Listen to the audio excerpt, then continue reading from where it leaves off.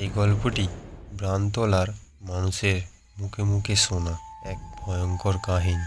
আমরা নিশ্চিত নই এটা সত্যি নাকি নিছক, তবে সাবধান, রাতের পর এই রাস্তায় গাড়ি থামাবেন না, কারণ হয়তো আপনি আর ফিরে আসবেন না। তো চলো কাহিনীটি শোনা শুরু করা যাক। ব্রান্তলার কলকাতা শহরের উপকণ্ঠে এক একলা রাস্তা। দিনের বেলা ব্যস্ত বাজার, ট্রাক আর টেম্পোতে ভর্তি রাস্তা, কিন্তু রাত হলেই সব বদলে যায়।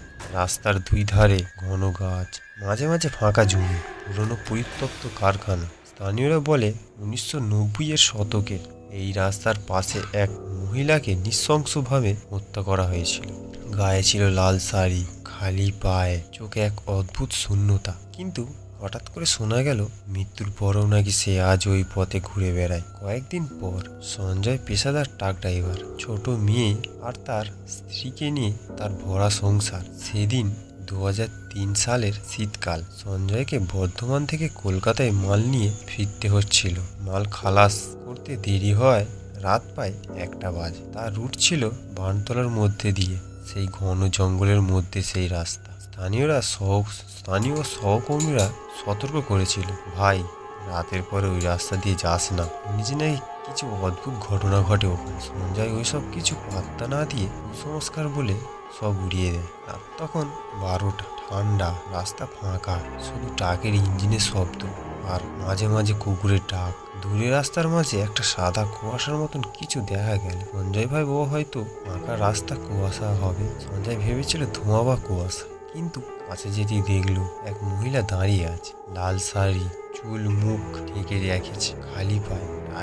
ট্রাকের হেডলাইটে তার গায়ের কুয়াশার মতন আভা দেখা যাচ্ছিল। সঞ্জয় ধীরে ধীরে ট্রাক এগোতে লাগলো। হঠাৎ মহিলা মাথা তুলল। তার মুখ, কোনো নাক না কোনো মুখ, কিছুই নেই, শুধু ফাঁকা গর্ত আর এক অদ্ভুত শোঁ শব্দ। ট্রাকের ইঞ্জিন হঠাৎ বন্ধ হয়ে গেল, চারপাশে অন্ধকার নেমে এলো। মহিলা ধীরে ধীরে ট্রাকের দিকে হাঁটতে লাগলো। খালি পায়ে টপ টপ শব্দ হচ্ছে, কিন্তু রাস্তায় ভিজ নেই। সঞ্জয় মরিয়া হয়ে ইঞ্জিন চালু করার চেষ্টা করলো, কিন্তু ব্যর্থ। হঠাৎ পিছনের কেবিন থেকে ঠান্ডা বাতাস বইতে লাগলো, যেন কেউ বসে আছে। এক অদৃশ্য হাত তার কাঁধে চেপে ধরলো। সঞ্জয় চোখে জল এসে গেল, ঠান্ডার জন্য নয়, ভয়ের জন্য। মহিলা ঠিক কেবিনের জানালার কাছে এসে দাঁড়ালো, মুখটা ভেতরে ঢুকিয়ে ফিস ফিস করে বলল, তুমি কি আমাকে দেখতে পাচ্ছ? ব্যাস, সব শেষ। পরের দিন ভোরে স্থানীয়রা রাস্তার ধারে একটি গাড়ি দাঁড়িয়ে থাকতে দেখলো। ড্রাইভার সঞ্জয় অজ্ঞান অবস্থায় স্টিয়ারিং এ ঝুঁকে আছে, কান থেকে রক্ত বেরোচ্ছে। ট্রাকের ভেতরে অজানা রক্তের দাগ, আর সিটে লাল শাড়ির ছেঁড়া কাপড়ের টুকরো। সঞ্জয় বেঁচে ফিরল। সেই রাতের পর সে আর কখনোই বানতলা রাস্তা দিয়ে যায়নি। আজও সে বলে, ওটা কোনো মানুষ ছিল না।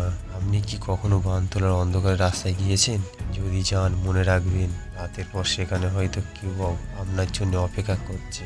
ভুলেও পা বাড়বেন না। আর কাহিনীটা যদি ভালো লাগে, লাইক, কমেন্ট অ্যান্ড সাবস্ক্রাইব করবেন চ্যানেলটিকে।